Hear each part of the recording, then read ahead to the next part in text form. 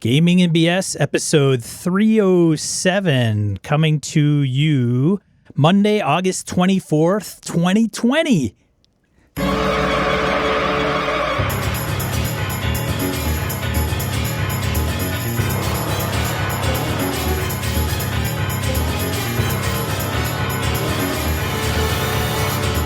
Welcome to Gaming and BS, a tabletop RPG podcast. I'm Sean. I'm Brett. Welcome to the show. Welcome back, folks. Glad everybody's here. Sean, how the hell are you, man? I'm okay, Brett. How are you, man? How is the ailment? I have a appointment on the 9th. It was as soon as I could get in. Go see a spine doctor. I see. See what the deal is. So, well, I hope everything turns out all right. Yeah, it's one of those things where I've talked to other people who've had pinched nerves, neck issues and stuff, and just as a quick aside to Brett's health, sometimes like, wow, yeah, it's kind of annoying. Every once in a while, boy, it really hurts. So I'm like, oh, okay. So I think I might be in one of those, it was super inflamed and annoying, which is where I was in literally crying pain. And now it's like adult, achy, annoying. Still needs treatment, needs fixing. But at least I was able to go walk in the woods with my son this last weekend and do something. Yeah. My arm is still going numb periodically like it is now, which is annoying as hell. Did you get any gaming in this last weekend? I did some gaming in. Bear with me for just a second. Why? Well, I can tell you what we did. On my side, the kids, we did more Middle-earth role-playing, a little more MERP action. They went to Weathertop, Amon Sul, the old abandoned watchtower, and found out there's some orcs there. They're trying to figure out what that's all about. They saw these orcs with the same standard, a seeming iron crown with a gem set in the center of it, some sort of a standard that they have. They think that's coming out of the Trollshaws, so they're thinking about packing up and heading further east to see what malevolence is coming out of there. So, my kids don't listen to this, so spoilers. There is an evil human wizard who was a acolyte / follower wannabe of Angmar, the Witch King. So now he's taking an opportunity to, he's taking over a small little castle keep thing, and he's trying to raise up a little army, do a little start of the Fourth Age nefariousness. So that's what the kids are going to get to stop, hopefully. Yeah. Ilana almost died. Again. She has really bad luck. She either chooses to run away from combat too late or too early, or she's had a bad spot of luck. But critical hit charts have not been too kind to her. Lost an eye this last time, but she's doing well. Other than that, the Avalon game I had last Tuesday went pretty well. It was kind of a bit of a downtime, catch up on what happened because the two vampires were taken care of, and suddenly there's some issue where the Temple Poseidon is not too happy with the Bargemen. Because they just have a religious back and forth thing going on. And the characters have been digging more into Bargeman lore and mythology, which is where I planted the Penangalon. So now some horrible, nasty fish frog men weirdness has arrived, attacked a Bargeman boat, and they're dealing with all that stuff now. So neighborhood's still not safe. That's just how it goes. So that's always fun. How's about you? What'd you do? I played in Hobbs's Lyncium game. Okay. And that was fun. Good. Yeah. And then my buddy Jeff's game. Was that you gonna run Mothership for them? Yes. Okay. All right. And on the last episode, I had talked about running Kingdom for the group, and I pitched it to them. Do that to set the Mothership stage so they would be able to say, hey, we helped build this world, why it is what it is, all that good stuff. Yeah. And I brought it up a while ago, more in passing, like, hey, I'm thinking about doing this. I don't know if I actually even said Kingdom. I just said, hey, I think we could do this exercise of building the setting. Kind of already interested. It was, I think it was just kind of out there. Fast forward, Friday night, I am kind of going through and making some handouts that aren't in digital format and on Google Docs and sharing some things and taking stuff from Ben Robbins' website, putting that in Google Docs so everything is in a single place. And then we start on Saturday. And I said, well, okay, so here's the deal. It's Kingdom, and this is why I'm thinking of wanting to do that. I can certainly just kick off the game and roll with it. So if they don't want to do that, if they go, audible, just go, let's just dive in. You're ready to roll. You don't need that if you don't have to. Okay, gotcha. There was some mild interest. There was one person who's like, yeah, sure. I think Jeff was kind of on the fence. I don't think he could go either way, or could go either way. And then it was, well, it seems really, it's like very regiment, right? It's very like defined and how you do it. Like, why couldn't we just, maybe just go with making things? It doesn't have. Why does it have to be so formal? Okay, right? Kind of spitball stuff as a crew, write shit down. Got it. All right. Fine. That's also a good way. Not a problem. Session 0. Right. Yeah. No, that sounds like a fantastic plan, right? Mm-hmm. And then we get into it, and they want a ship. There's a ship. Are they on the ship? Are they part of a big ship? So they're part of a colony ship. Okay. Oh, okay. Yeah, big colony ship, big ship, deep space. Okay. And then it's, hey, we're going to be on a research vessel. Okay, be on a research vessel. What? Okay, do we want an actual research vessel? Because there's an actual class in Mothership called research vessel, and when you could build your own ship. Hey, let's build our own ship. You can go through the shipbuilding rules. Great, no problem. And then it got into, well, wait a minute, hold on a second. I didn't. And then how is this? Is this ship attached to the colony ship or? Okay, but it doesn't have jump drive. We don't want a jump drive. Okay, so it's local, but it's attached to the colony ship. Okay, no problem. We'll have you guys be sent out from the colony ship, right? Go investigate that over there, right? Then it was like research, away team. Got it. On a away team, but then people were like, well, so does this land planet side or is it orbital? And then does it? Wait a minute, And then Jason was like, wait a minute. I thought we would just have a shuttle. We just get in a shuttle and then just go down to the planet, like an away team does, right? You're like, yep. Well, I don't know. Maybe, I guess you. Is that what you guys want to do, or you don't want to do? Right. Okay. Yeah. Okay. What's the name of your ship? Which I don't know. Maybe this. Maybe that. I'm not sure. What's the name of the colony ship? During the discussion, I had mentioned like, hey, there are. I even mentioned before we got into that there are folks that don't. They prefer not to contribute like that in that fashion, right? They want the game master to lay it all out there. Yeah, some people don't, and we've got another topic coming up on this. Some people are not spontaneously creative, or they feel uncomfortable. Right. Some of those folks, if you said, "Hey, you've got 2 weeks, come up with blah blah blah," they'd have a beautiful thing for you. But some folks don't like to do that. Make sense? So the things kind of like. There's some questions. And so it becomes like at some point I just kind of go, you know what? I'm going to go get something to drink. You guys figure it out. When I come back, we'll go with what you guys come up with. Nice.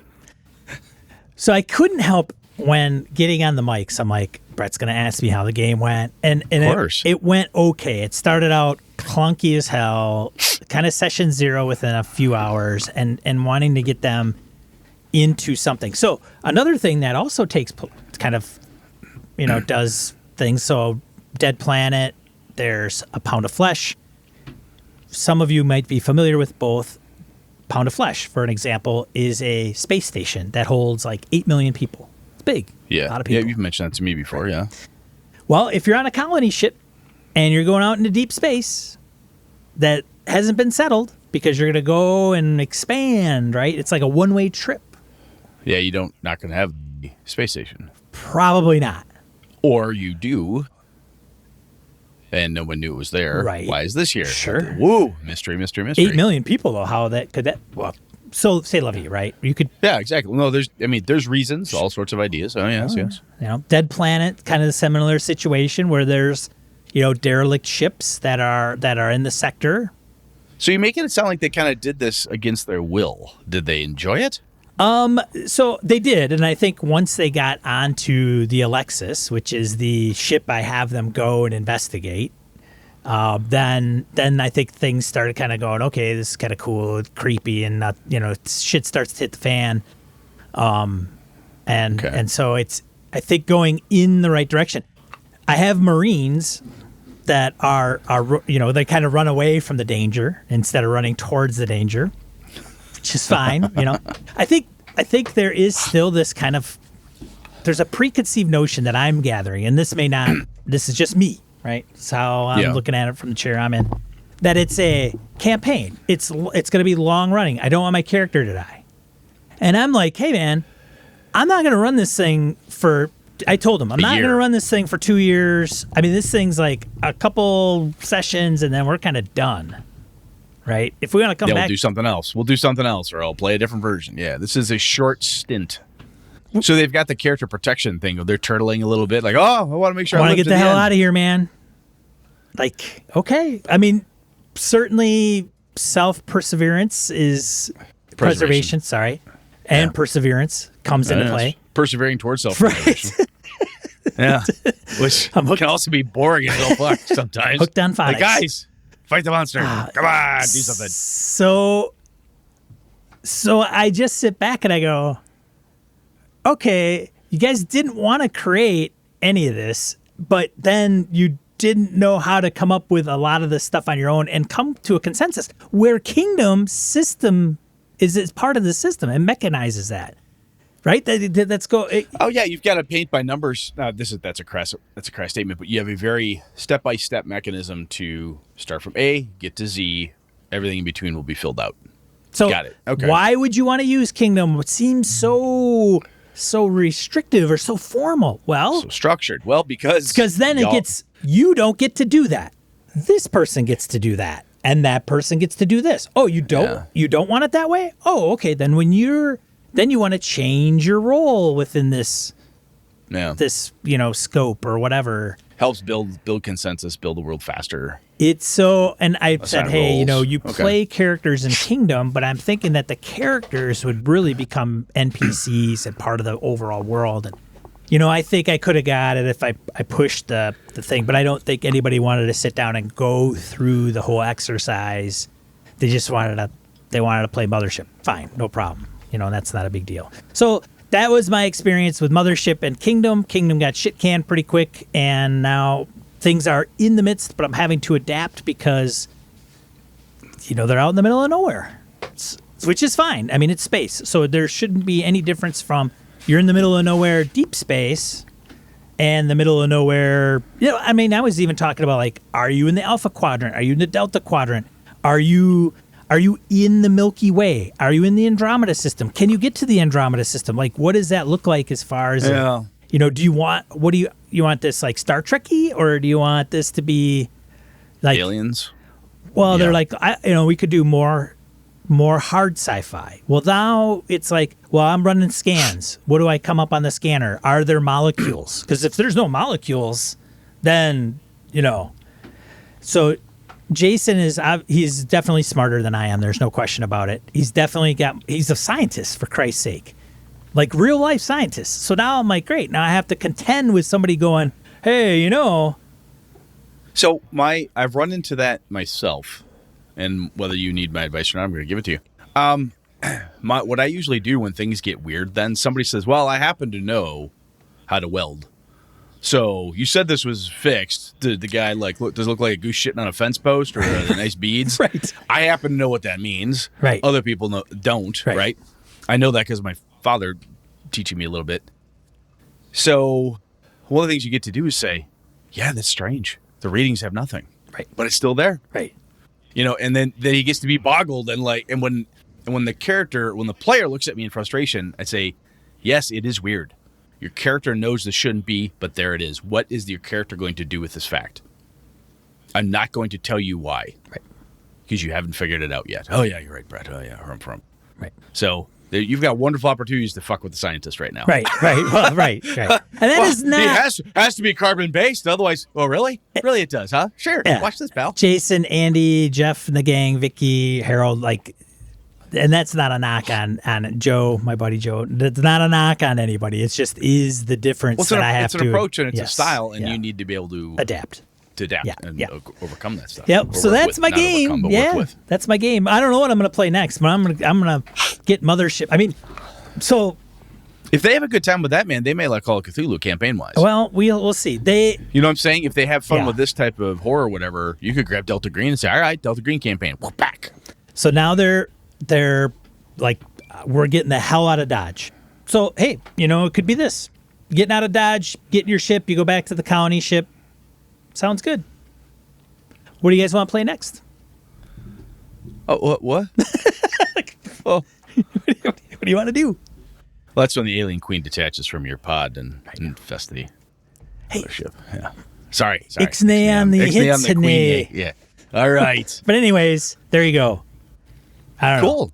But we talked about my campaign a while. We got lots of show to cover, so. Yeah, we got plenty of other crap to talk about. Let's go announcement-wise. Virtual GameholeCon, we've talked about that. GameholeCon.com, of course.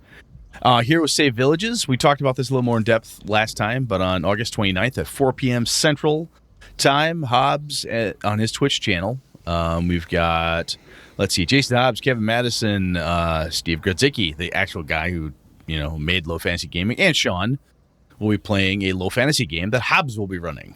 So, if nothing else, show up just to watch Steve give Hobbs shit.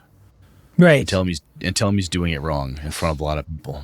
I hope he does that just once, just for funsies.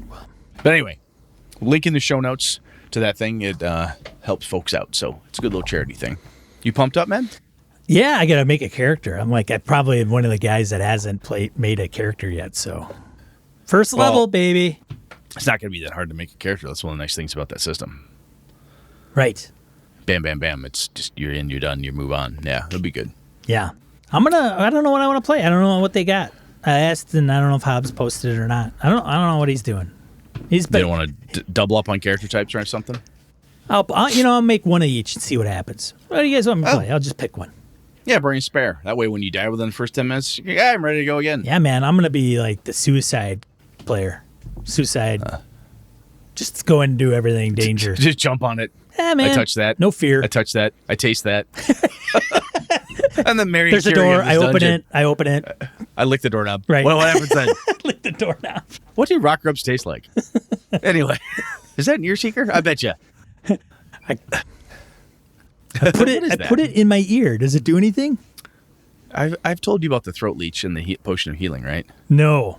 Had a game master do that. That's an old first edition critter throat leeches, and you put them in potions of healing. You drink them, and then it would swell up and choke you to death. It was great. Oh, that's fantastic. It was a healthy leech. My God. Yeah. Max hit points because it was living in the potion of healing, of course. Yeah. Yeah. It's like swallowing the worm from tequila.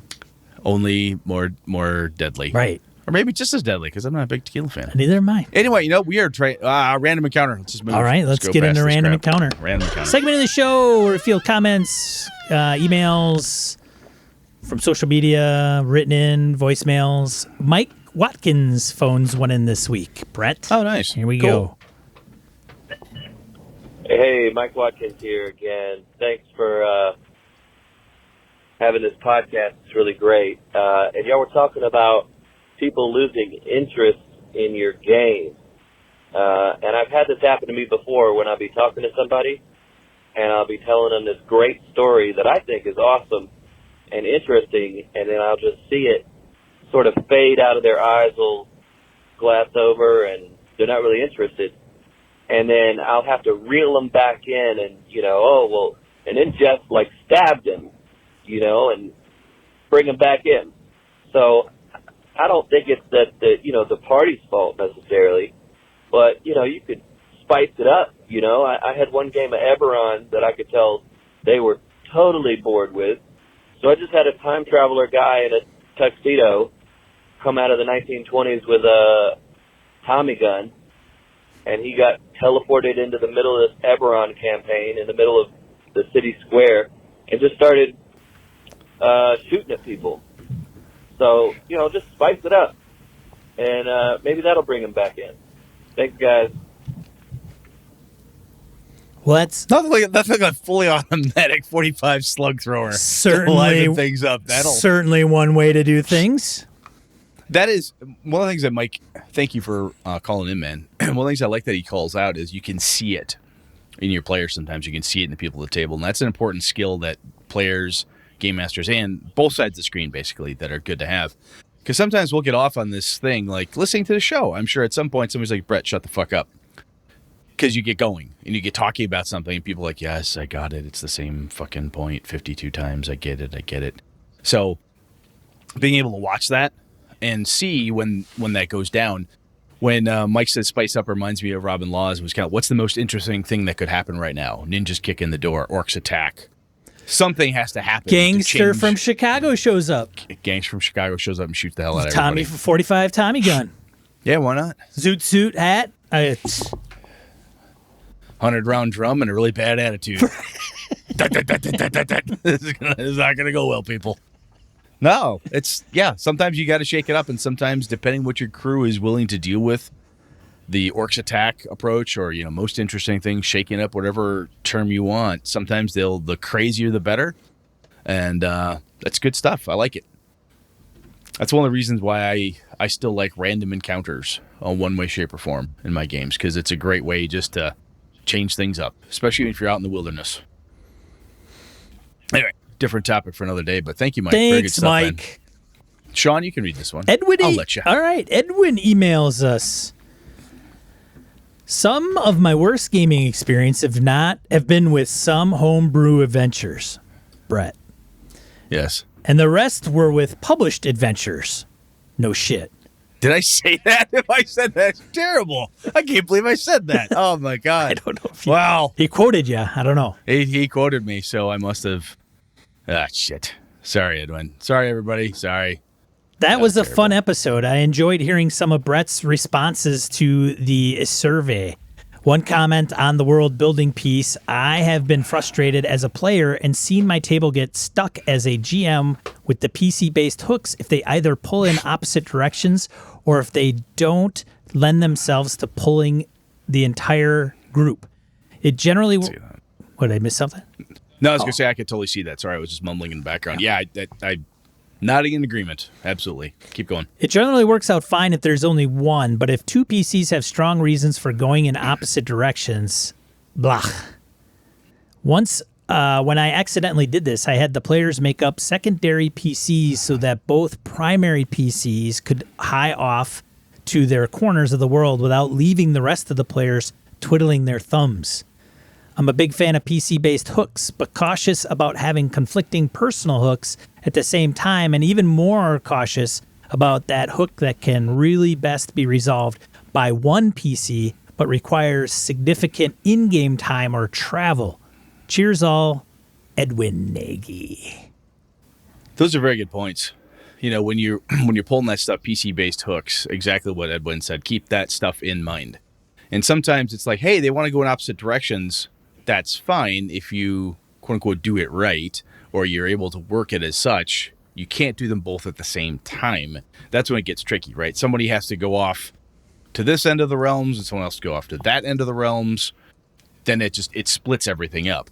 If it's in a city, maybe not so bad. Like if it's back in the old days when I was running Vampire, we were basing the game in Chicago. We're like, well, I want to go to the north side or the south side. It's a city. Taxis, traffic, but it's not that big. But if someone's like, well, I got to go to Maine and somebody else has to go to LA, that can kind of wreck the whole thing. So yeah, some of it comes down to timing, as he says, making sure it's happening at the right times.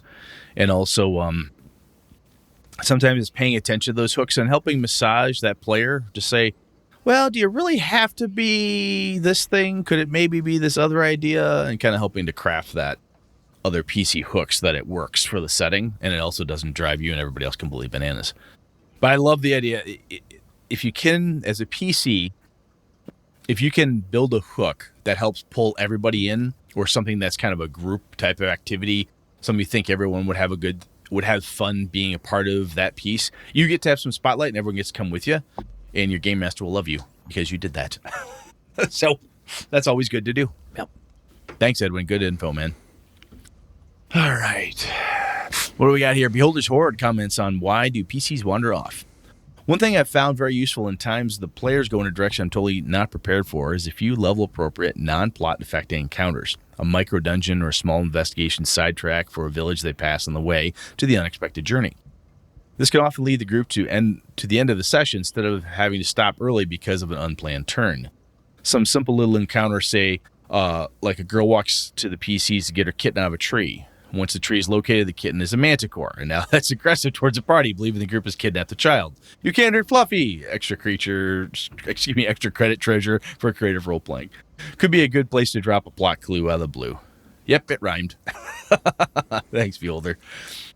No, I like those. We've talked about side plots and different things, and those are sometimes when they do want to wander off, or you can let people go for a while, give them something interesting to do, and then hint, plot, idea, poke, and now they're back on track.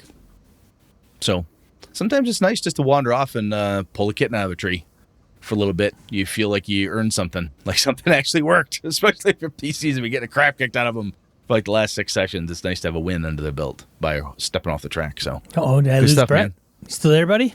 I'm still here.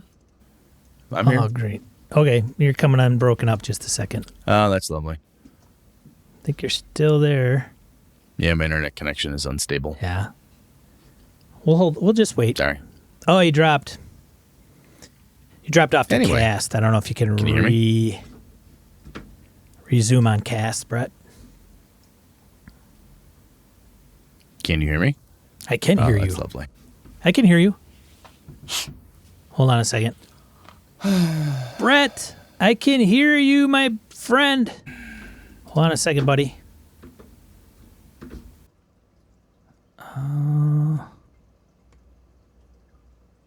I could hear you.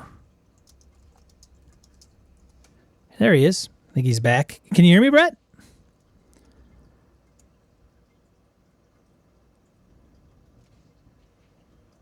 I know. Can you rejoin or no?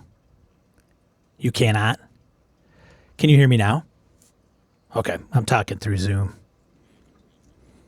I saw that. Oh, you're back. Yeah, no, you're echoing. There. Not anymore. Not anymore. Nope, Sorry about that. All right. No problem. Good Lord. That's why I get paid the big bucks to edit. That's true, you do. do. Things together. That's me. I've said this before, man. Without you, this show doesn't exist because I don't know how and I don't want to know how. So it's all good, man. Anyway, that was back to the topic at hand. That was Beholder's Horde. Good info. Yes, thanks, Beholder's Horde. You read Phil. You read Phil's. Good Phil Lord. Comments on PCs wandering off. I was thinking about Sean's comment. How if you give the players less options, they're less likely to go in unexpected directions? Definitely. As the game master, if you hold out the shiny lure, the players may bite on it, even if it's earlier than you wanted or expected them to.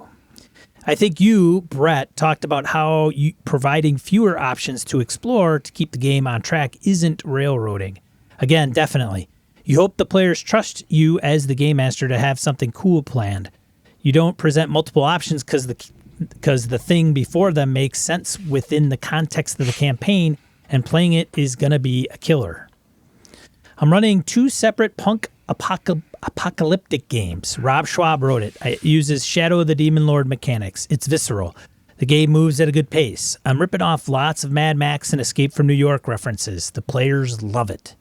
So far, both campaigns I haven't had to produce separate missions. The hooks are sometimes presented differently due to how previous missions have been played out, but the mission objectives are the same. What's important is the players have the agency to accomplish those missions however they please, and they have been drastically different. One group uses trickery, deceit, and more targeted hits against the enemy, while the other tends to go off flamethrowers blazing. One group identifies dangerous areas and avoids it. The other explores it. One group falls for the bait and gets ambushed. The other doesn't, and through investigation locates the enemy base and ambushes them. It's brilliant. For me, that's been one of the great surprises of the campaign. 3 missions in, and each has played out so differently. This may eventually lead to the campaign splitting off. A secondary threat is starting to be established in one game due to a player activity, while in another it hasn't come up. That might grow in importance. It depends on what the players continue to do. We'll see. In the meantime, as Game Master who has never done this before, playing two very different games with the same outcomes has been pretty awesome. That's awesome. That sounds cool. Really awesome. I like that. Man. Good for you, Phil. Kick ass. And this also harkens back to, we talked about running the same campaign twice. Now, sometimes it can be fun and to watch people do different things. It sounds like because Phil's doing it at the same time, the campaign's fresh, right? What we talked about was like Sean coming back to it and saying, hey, I'll run Tomb of Annihilation again in like 3 months, 4 months. But the way Phil's doing this, we're basically both going simultaneously to these games, the world, the setting, the stuff that's cooking, all of that's fresh in Phil's head. So when people are doing stuff, it's going to be a little bit easier than trying to reawaken, perhaps I should say, to reawaken the campaign, months or years after it's ended. So cool stuff, man. Thank you for writing. Yeah. All right. So now we're going to talk about Beholder's Hoarder's back on Thieves because it's today's topic. So one of my favorite things from the forgery kit is one of my favorite things is the forgery kit a rogue can have. I love the role-playing opportunities of a good forged note or document can get started. Even just an innocent note from the local guard captain can really liven up a session. Laugh out loud. I can totally see that, man.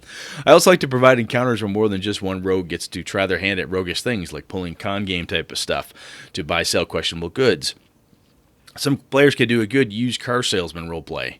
This buggy was only owned by a little old elf from Pasadena. Like Autonomous on Thieves. A specific adventure to look at is DCC Free RPG Day 2012, The Jeweler That Dealt in Stardust. That is a weird and fun Thieves adventure built around the burglary of a storefront in Punjar, the original DCC setting adventure.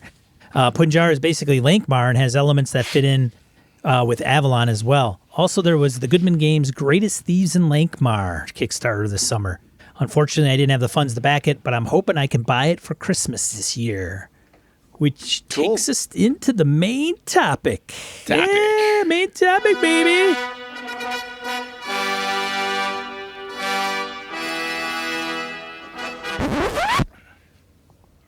All right. So Gratanimo had written in a while back and said, so I came across his vid on Facebook, and we got a link there. And he talked about how that video got him inspired to run more complex thieving games and heist operations in his DCC games.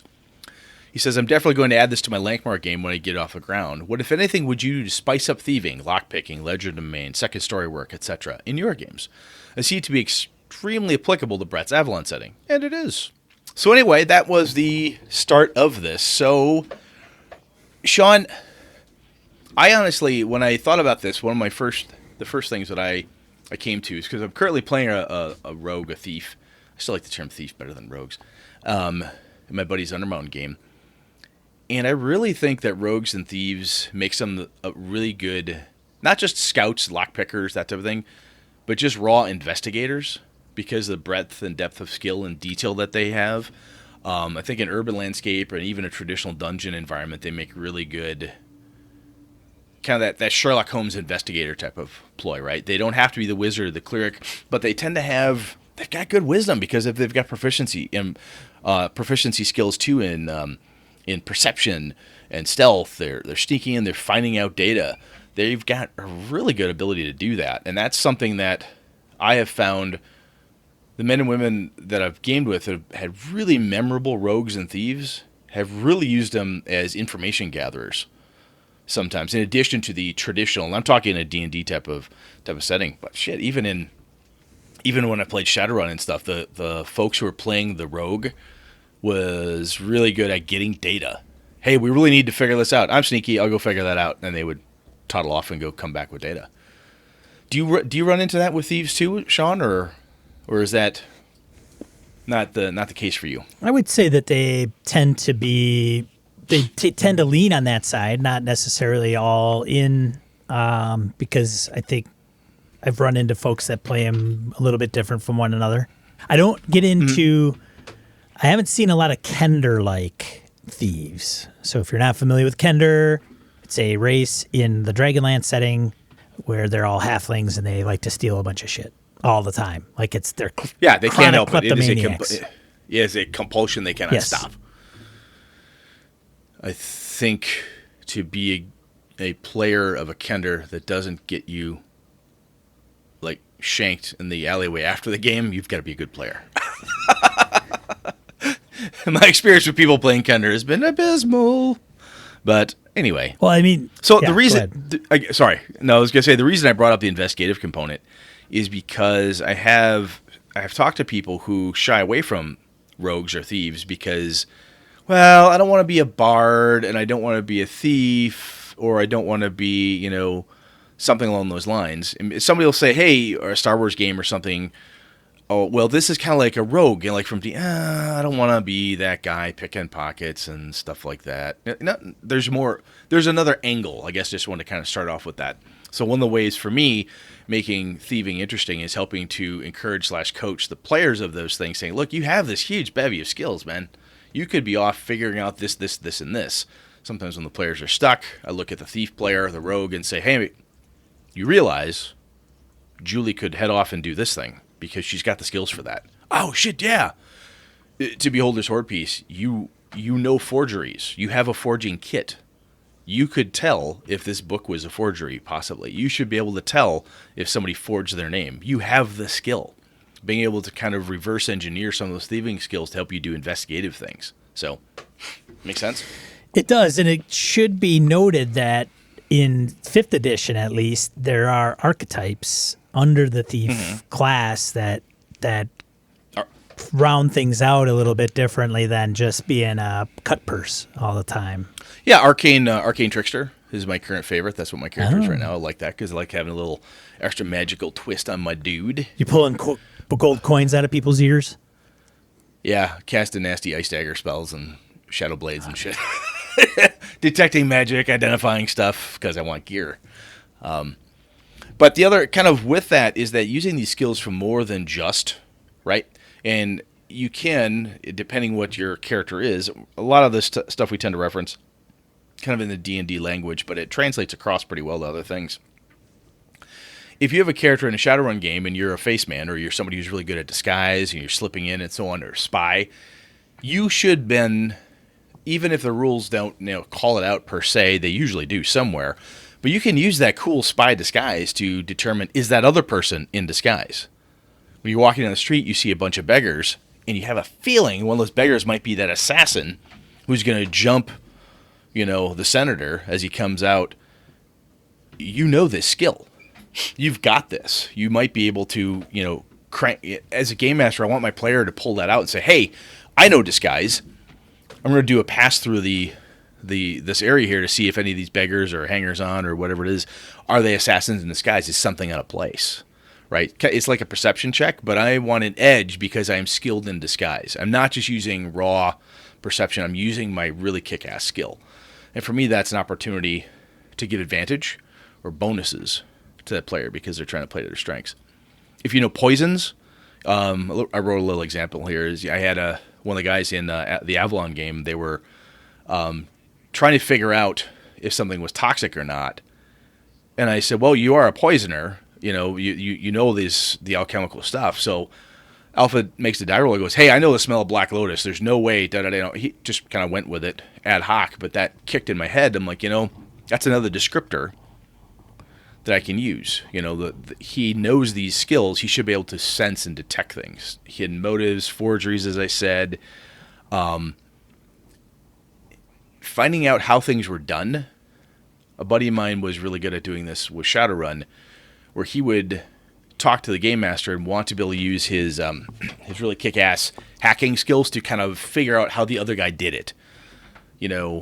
My example I wrote in the notes, hey, it looks like they bypass a security system using a dummy, card. They use a rogue uplink to scramble comms.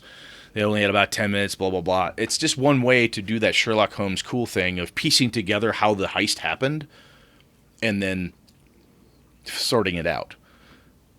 And the other thing that's fun to do then is if you have, depending on how detailed you want your NPCs, that NPC rogue thief who works for the City Watch or works for the Empire, that's how they're tracking you. because he or she knows exactly how it is you do your job. So anyway, I just want to throw out some what I thought were more concrete examples of using your skills as more than just pick locks, move silently type of thing. We think about thieves and rogues. Do you have anything, Sean, that comes to your mind for that type of example or idea? No, I think the spy. I think there was a spy in 3.0. Or Pretty something. sure. It's not in Xanathar's guide or anything or 5e, but I thought there was they have Scout. Scout is out of Xanathar's guide, I believe, in 5e. There's got to be a spy somewhere. Eberron somewhere has one, maybe. Maybe. But so those skills can play a role in being, a thief or a spy or a scout, which is nice. So you're right. They don't have to be I'm going to pick this guy's pockets all the time. Yeah. As a matter of fact, I find I haven't played a lot of AD&D recently, and I did play a thief in Hobbs's game of Lyncium for BX, and it was fine. I had the climb skills that I could use to get out of holes or climb up that I didn't risk falling on my ass like some of the others, but I didn't feel as though I would have to be in a village or an urban setting to be recognized as a viable, like a participant in the group, right? I didn't feel left It's not out like because you could still use those traits and abilities. You don't have the feeling of the cavalier 5 levels down in the cramped dungeon going, I wish I had my horse. And my lance. I want a lance and my horse because I could do like 20 billion damage. 20d12 worth of damage, and now I'm in this dungeon and I can't, well, Yeah. come on now. One of the other things for me when I thought about this, about how to make thieving more interesting, I find, we talked about this ages back. We had an episode on bards. Bards were for role playing. It's a good opportunity, and so on. And I honestly think one of the things I do with rogues when I'm a player, I try to do this, and then as the game master, I try to elicit it from my players, is to give whoever's playing the rogue, the thief, the scout, the hacker, the face man, the spy, having them give me descriptions of what it is they're trying to do. And one way to elicit that is by describing why something's hard. So, back in the AD&D days, this was common for my groups where we would come back and someone would say, well, I want to try to pick his pocket. And Eric Schaefer, our game master, would be like, well, he's wide open, he's got a guard dog with him, and there's no city, he's got space around him, right? So if you walk up to him, he's going to see you coming up to pick his pocket. And we'd be like, fuck. So, and this is back in the percentile days, but so he was like, you're going to be at a huge penalty. Like, Christ. We really want to do this because he's got the thing we want. So how do we get past that? So he set the stage of how do we get past this? So then we're like, okay, we're going to do a bump and run. I want to pull the fighter in. The fighter, go buy a chicken leg or a turkey leg. One of those big, meaty things that like a Ren Fair leg. Yeah, go get a Ren Fair thing. Walk up there, pet the dog, feed the dog, kind of distract him. And I'm going to come up, bang into you. And we would try to set up these kind of, because it was a key piece of something we had to get off this dude, try to set up a bump and run of some kind. We're not thieves. We're not pickpockets. We don't know how to fucking do this. But by describing how we wanted to get over stuff, the penalty went up, got less and less and less and less, got closer to our real percentage chance. In a game like 5e, you get to add advantage. You get to add inspiration points to people. In other systems, you might, in the Star Wars game, Sean, that you ran, I could see you saying, hey, use a purple die instead of that one, or changing things out, or different outcomes type of thing. But I think that, to me, setting the stage of what's to happen, instead of I just pick pockets, I search the room, which we've talked about ad nauseum in the past. Describe why what the thief is trying to do is difficult. This lock is rusty. It's old. The door is wedged. You can actually see another lockpick broken off in this ancient dwarven mechanism. This is going to be a son of a gun. You look at a pretty high DC to get past it. And he goes, well, let's see. I do have that oil. I've got a mithril dagger. I think I can.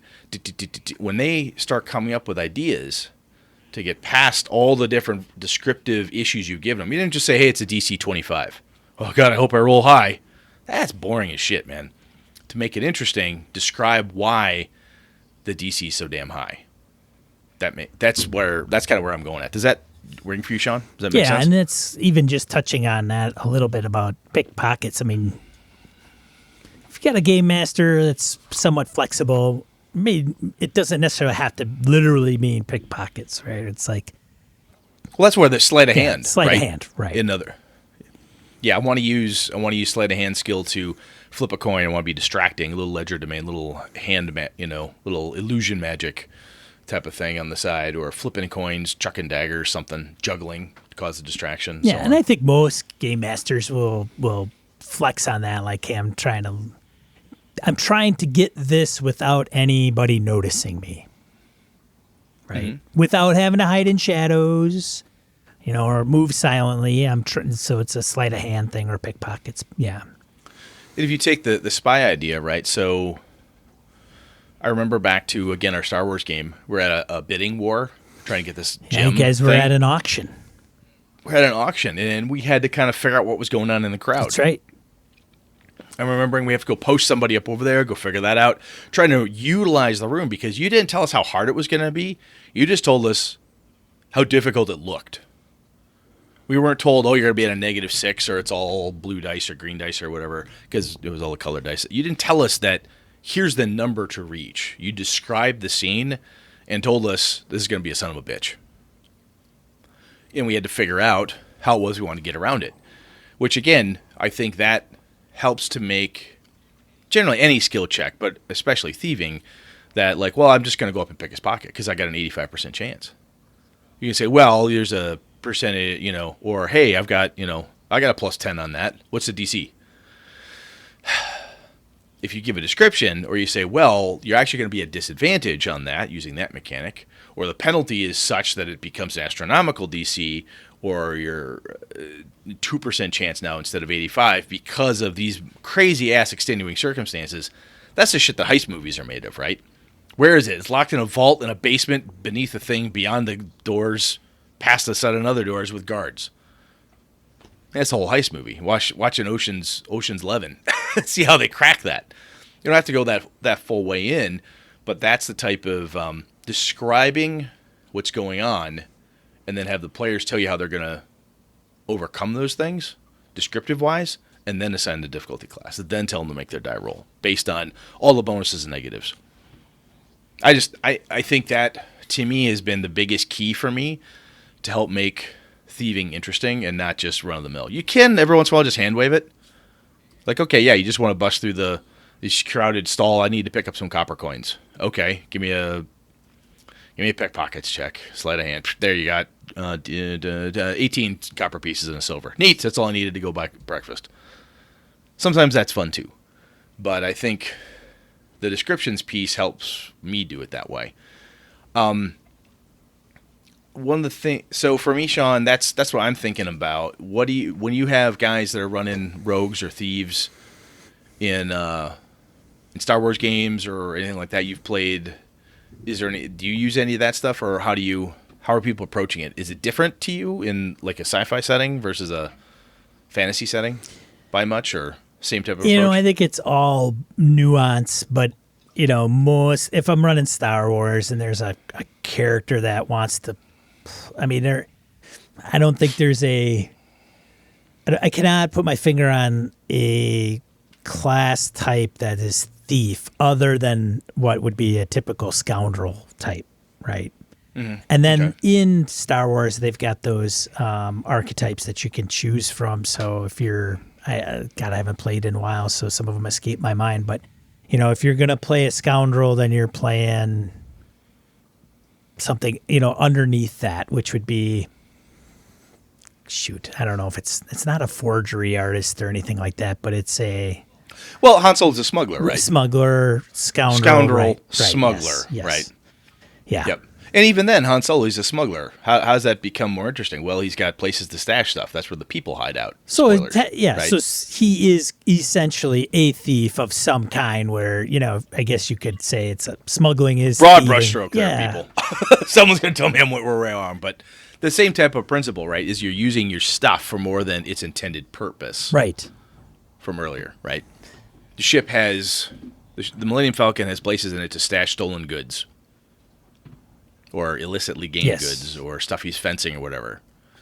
It's also a good place to put people. Well, and if apparently. you're playing a Star Wars game and you're doing it during the Rebellion era, then you're probably wanting to try to steal. You got to steal stuff from the Empire. You got to steal plans. Yep. You got to steal arms and armor and equipment that the Rebellion doesn't have. They don't have the means to get it, or as easily. They don't have, manufacturing facilities that are cranking it out and putting it in the general store where you can go and buy it. So you got to be creative and with the character that you have that enables.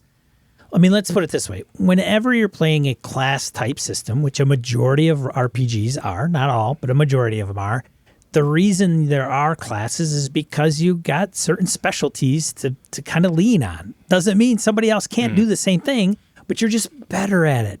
You're just more effective at it. You've gone into that, and you know the subtle nuances that you might run into. Doesn't mean you're going to be more successful, but you have some inkling of, hey, man, I was a recruiter for 11 years. I kind of know how to do that. Doesn't mean I'm good, maybe, or, But I know how that functions, right? Right. Yeah. But I know, like, the overall process, and I know who to contact and what to look for and things of that nature. So, whenever whatever game you're playing, and it's of a thief-based kind of class, thief, scoundrel, rogue, whatever that looks like, pickpockets and some of the AD&D here, pickpockets, move silently, hide in shadows, blah, blah, blah, read languages, use magic item. Those, you kind of have to get a little nuanced with making it your own, I think. One of the things I think you get to do as game master to help niche protection can be a big thing, right? Because some people get Come here, irked Shay. when dog. Yeah, did you hear me? You probably heard me. This Yeah, I stream did. didn't. That's right. So some people get really irked when the wizard or the barbarian rolls better on a thieving skill than the thief does, right? Sleight of hand for picking pockets or whatever. Which is one of the nice things, if you will, of some of the earlier editions of D&D specifically, where certain skills were only in their purview, right? So you can do that. You could say, hey, look, this particular task at hand, this lock, I don't give a shit if you've got a lockpick fighter guy. You're not a rogue. You're not picking this lock. Only a rogue could even attempt this. I've seen that done. I've talked to people who like to do that. The other one is that if that goes too far, sometimes it's like, hey, only the dedicated spy, the dedicated rogue of some kind gets the bonus for doing it because it's their profession, right? I can change oil in a car. I can change tires. I can do brake jobs. I can do certain things. I am not going to do it as well or as quickly as an honest-to-God mechanic, right? Somebody with all the right tools and all the right skill and know-how. If you've ever tried to build something with wood and then compare that to an actual woodworker, professional or serious hobbyist, you got a pretty good idea what I'm talking about, right? Hey, look, I built a bookshelf. This other person built a bookshelf with, oh my God, it's amazing. Doing the basics versus doing a solid professional job. And there are certain tasks that, just in everyday life, that you need to go to a professional, right? I mean, my general practitioner looks at my neck and goes, wow, that's fucked up. Off to a specialist with you. Because I need somebody who does this for a living to go look at your spine. Shay, lay down. Same type of principle here, I think. And again, that just helps. Some people could give a crap about niche protection, and they really don't care. They want everyone to be able to do everything equally well or whatnot. Good on them. But if you want to, I think you have sometimes the system you're running may help you do niche protection. And if not, again, give that spy, that scoundrel, that smuggler. You're the smuggler, Sean. You've got a chance, to know if this ship could do what you want it to do. We're trying to buy a new ship. Well, you're the pilot and you're the smuggler. You give me the role to give me your once over. I just look at it saying, hey, it can fly, it has cargo space. You as the smuggler tell me, well, yeah, it also has another 5,000 cubic feet of other cargo space you're not seeing. I know how the hull is built, but this is good. And that gives that person a chance to shine and seem really, really cool. They see somebody walking through the crowd. The fighter's like, oh, I bet it's a thief. have that rogue player make a little perception check. He's the only one who gets to. She's the only person who can try. They roll, and they say, yeah, I can tell that dude's a professional. You can tell by the way he moves, or whatever the case is. So I think that's another way to make thieves and thieving skills and such a little more interesting. I've actually done similar things with fighters, wizards, and others when it comes down to only your class or only your particular skill set, especially in class-based systems, can check for something or get a bonus because it's a professional interest to you. Other people have passing knowledge, but you have such depth in it that you're going to know more details than somebody else would. So, do you get a lot of niche protection issues in a game you run? Do people care? I'm just curious. Or somebody's like, oh, my wizard's better at picking locks than your fucking thief. You ever get that? You might get a comment about it, or you'll get somebody that does. I think that's kind of common. You get the person. It really irks some folks. It does. And I'm not saying it's right or wrong either way, but if it really irks you, or that's a problem at your table, that was what I was trying to solve. And there are people that will, though the thief tries it, and the thief fails, but the magic user attempts it and succeeds. Neener. It's a skill dog piling, right? I'll try it. And you get the neener, which is fine. I mean, I think that's only natural, right? Like, it's kind of like, here. Especially if you're playing with guys like Jeff in my group. You know, we've known these guys for 20, 30 plus years. Here, let me do this. Oh, yeah, okay. You succeed. What? You know, son of a damn it. I mean, sometimes it's even a comedic thing where it's like we have the thief that can never succeed on what they do, like on a thieving roll of some kind, and then everybody else does, and it's like, great, we got a thief that's completely useless. That's awesome. So then you could probably get a nickname, right? As long as as long as the player's into it and stuff, right? This goes into be a decent sport and don't. These better be good friends. You better really know each other before. This is a pickup game online. I just decided to pick on the Sean guy and call him a dickwad because he doesn't know what a fucking He's at a thief convention and being a dick. You know. Yeah, it's a little over the top, right? But anyway, I think for me, those are the main pieces about being a thief or a rogue in some way. The other piece too is that as the game master, when somebody makes a spy, I've been guilty of this in the past. Somebody makes a rogue type character, a spy of some kind, and I'm like, okay, I guess. And I didn't have the wherewithal at the time to say, there's really going to be no call for spying, just so you know. That character class is a little overly specialized for the adventure we're going to be going on. So you might want to call that stuff out, right? Let's say, hey, I want to be a smuggler, I want to be Han Solo, or I want to be this space badass, you know, international spy person, only to find out that it's nothing to do with that. We're playing Mothership. That may not have much to do with it at all. Or maybe it fits in somehow, but his game master call that out. And the other piece too then is if you allow those specialists in play or whatever, that player wants to use that cool skill. The player didn't make a spy character because they were bored and just picked, you know, maybe they picked it randomly, which would be weird, but 99 times out of 100, they picked that class because they thought it was fucking cool. And if you told them, yes, you can play a spy in this game of intergalactic, whatever it is that we're playing, well, you should probably let that person do spy stuff. Right? They need to have the opportunity. So sometimes that means that clue you had planned that was just going to be over here, maybe you put it at the governor's ball. Maybe you put it somewhere else where they get to use their cool skill to go get it, type of thing. So I think that's the other piece, kind of underlying component for making it interesting is if you can get the players to do descriptions, you can get them to talk about how they want to use their skills, all that stuff's great, but we as game masters need to encourage that stuff to come out. You know, ask the players, help coach them, give them ideas like, yes, this is totally cool for you to use your skills in this interesting way. Yes, it's really cool for you to do this type of description to counteract my descriptions, to jack up your bonuses and so forth. But we've got to give them opportunity to do that stuff, right? It's like the fighter who takes Cleave, Whirlwind Attack, Mighty Cleave, Super Whirlwind Attack, Whirling Dervish, Death Ball, and every other spinning death feat they can find. Whirling Dervish Death Ball. Death Ball, yes. It's in a Pathfinder. Write some of this shit down, man. But if they take all that, they're telling you, I want to fucking kill stuff in huge swaths. You better give them a room full of goblins or at least undead skeletons, something they can just chew through to have fun, because that's what they took all that for, is for fun. So somebody made this kick-ass rogue, sneaky person, and you don't ever give them a chance to be a rogue, sneaky person. Yeah, you should have told them to make a fighter at the beginning, because it's all. I didn't realize we were playing Space Marine the game. There is no sneaking; it's just shooting Tyranids all day. Oh, if you'd have told me that, I wouldn't bother to make a thief. God damn it. Anyway, that makes sense. Does.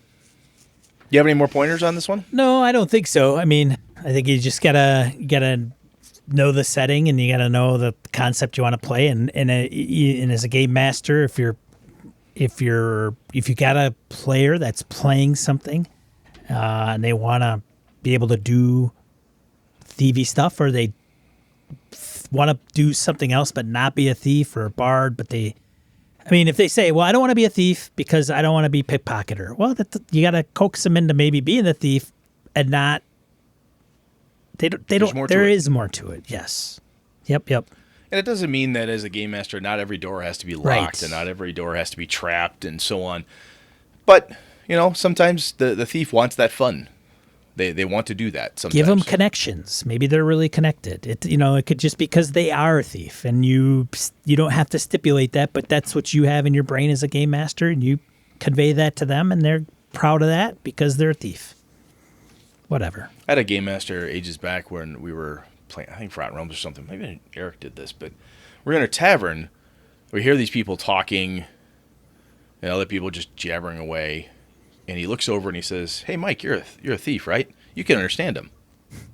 Well, speaking of thieves can't. The rest of us didn't get it. It was the first time that I recalled ever having that be a thing. Oh yeah, that's like a code language that thieves use. Oh, that's right. It turned out they were plotting something, blah, blah, blah, and we got wind of it and were able to capitalize on it, and so on and so forth. So again, these characters, these classes have all sorts of cool stuff. Sometimes as game masters, if we remember it and the players don't, it's a good way to kind of pull it out of them. Yep. Throw those things out. Doesn't have to be all the time, just every once in a while. We good, man? We're good, man. Let's get into die roll. Die roll it up. Die roll! 2d4 miscellaneous points of gaming and geekery you want to bring to you. We've got 4 this week. First one on the list. How to RPG, a little YouTube project Sean works on occasion. I did I ran a Stars Without Number game, and in that I took OBS, which is a free piece of software, and did a lower third. I put it in a browser die roll, online die roller. I put in the initiative and text, and posted pictures on it on Twitter, and people were like, "Hey, how do you do that?" So I did a tutorial so that you can take OBS, show you how to set it up, and then put it in Zoom so that you could. And frankly, you could do this for even like professional meetings. Like you could put in your name down below so everybody sees it nice and big, and you can put your company logo and a die roller so that you can see who gets to talk first. And the die roller, yeah. Initiative. So if you're interested in that, check it out. It's probably about a 20-minute. And if you know OBS, it's literally like probably a 5-minute video. And I've got it timestamped so you can just forward past all the OBS setup. Cool, man. Good work. Good work on your part. Thank you for doing that. Yep. That's cool. And then second one, new book announced by WotC. So if you're living underneath a rock, and if you are, let us know because we're interested in doing that. We'd like to subscribe live under a rock, actually. It would be nice. Tasha's Cauldron of Everything arriving November 17th, 2020, and they're taking pre-orders now, and I think it may even be listed on Amazon. I know there was a placeholder, which I'm sure has been flipped since, but that's a... Did you see the alternate cover on this one? I did. It has a different alternate cover look than they've done in the past, and this alternate cover is nice. I really like it. I like the other ones fine, but this one really jumps out to me. And I like the fact Tasha City's Laughter. I always say, "Oh, Tasha's Cauldron, Tasha City's Laughter." I know there's other stuff out there, so this is cool. I like it. Lots of different player options they're bringing up, pretty much. I imagine there's some game master stuff, but it's I think a player book more than anything. Yeah, some people are like, "Oh, more splat," but you don't have to buy it. It's not you don't have to. But just need to see good games getting support. Good stuff. And for those that had Spelljammer on their bingo card, we're sorry. But hold on to the bingo card. You never know. It might come up later down the road. They didn't get to say I told you so. I just called it 2 months earlier or a year earlier or whatever it is. Anyway. Number 3, Pip World's community content program is now live on Drive-Thru RPG. So the Pip system by Third Eye Games and Aloy Lasanta. Friend of the show, Aloy Lasanta. Yes, Yep. and his group of gamers. And I think Todd Crapper is part of the crew. Now you can create your own stuff for that system, which is an interesting one. If you haven't checked it out, by all means, do that. We'll have a link in the die roll to the drive-through for the community piece of that. But if you're a Pip system person, yeah, check that out. Hellboy, the role-playing game, Kickstarter. What? Did you get in on that, Brett? Hellboy, man? I did not. I love Hellboy, but I don't know. I just kind of looked at it and went, I don't know. I think the goal was something like 30 grand. It's at 300. Yeah. So I gotta admit right now, last time we talked about the Twilight 2000 one, I was backing it and I just backed out because I looked at it and went, I don't think I'm going to get to play this. It's interesting for Brett's sake. So what I think I might do is revisit that one at the PDF only level, just so I can get that copy of it. I was all or maybe you know what? Maybe I'll wait. I'll pick up the PDF later because it will be out and available, type of thing. Because it's funded and all that good stuff. So this is another one. I'm like, I don't. And I also had to buy arrows because archery season's coming, and hopefully my shoulder. Decisions, man. And arrows aren't cheap, so I'm like, all right, fine. I'll kill stuff instead of killing pretend stuff. So there we go. It's 4.5e, and I saw the layout. I was pretty impressed, and I'm not a Hellboy guy, so. It does go until September 7th, 2020. I do not know the delivery date, but when this drops, you probably have a few days to get in on it if you want. And that is it for Die Roll this week. And that's it for Die Roll ending this week, August 24th, 2020. Yeah, next week we're going to talk about lore and descriptions on demand, which we've been alluding to. Again, we alluded to earlier this show, but that type of topic. So that is next week's chat. Lore. And descriptions on demand. Descriptions on demand. Yeah. Coming up on the fly, you mean? Oh, yeah. Boy. Well, I've had these notes up for weeks, man. You could read them. Why? Yes, I could. I'm not used to it, man. I'm not used to it. No, you're not. I can't blame schedule. you. I have trained you not to be ever seeing anything until the last second. So I appreciate the fact that this is my This has been up for 2 months, Sean. What? This has been 6 years of training, Brett. That's not how this fucking works around here. Yes, I know. All right. Well, that's it for this week, everybody. Sorry for the technical snafus and my lovely dog coming down into my basement because that's a whole nother fiasco. He's a nice dog. I don't mind. So, to get on my dog. He's a big tub. He's fat. He's weak. I'm starting to call him Cupcake because fireworks have gone off and now he's just one firework is all it takes, and he's down into the basement. He never comes down here. And so when he does, then he's like, oh, look this is where the cat food is. And he laps it all up the cat food. Oh, and this is where the litter boxes are. Oh, it's got little sprinkly Snickers bars in there. And I'm like, I should try that. Damn dog. And so it's like, you mother. Anyways. The way that dog is built, he reminds me of something dwarven children would have. He's stout, hefty, lovable, likes people, and he's got little bitty legs. He's reminds me of a little dwarf family dog. There's something wrong with him, in more than one way. But we've got him on thyroid medicine, and we don't feed him that much. So we're wondering, what is his problem? So we thought it was his thyroid, and he's not. He's just big. He's just big boned. He's big boned. He could have Cushing's, which is a whole nother deal. But anyways. Super nice. You have some insight to my dog. And hey, for those that tuned in live, you're welcome. Those in the podcast and the audio, they probably won't even hear this. So, which is good.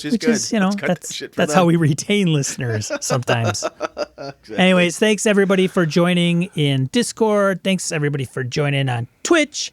This video will be coming out on YouTube. So when you see this, go ahead and feel free to subscribe and like the video.